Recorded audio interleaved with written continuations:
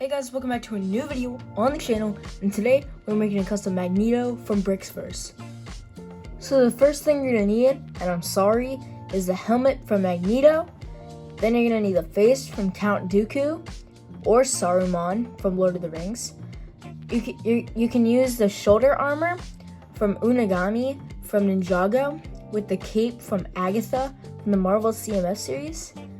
And then the torso and legs, which are the pieces that inspired this custom, are from the Wolf Mask Warriors from the new line of Ninjago sets.